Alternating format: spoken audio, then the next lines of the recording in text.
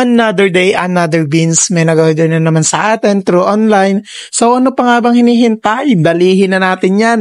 Let's brood!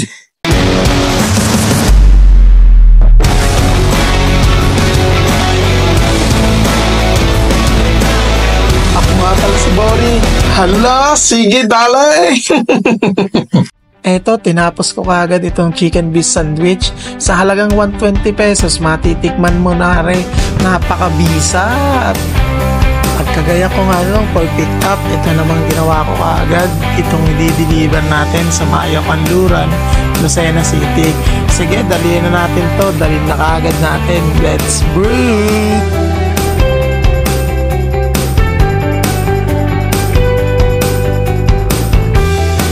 15 minutes yung layo ng location ni customer, kaya dito chill ride muna ako papunta sa kanyang lokasyon.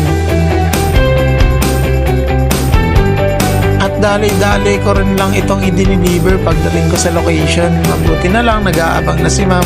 Salamat nga po pala sa pag-order.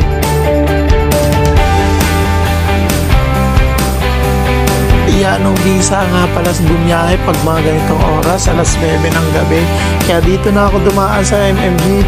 Shortcut ako papunta dun sa National Highway sa may Toyota ang labas. Let's go!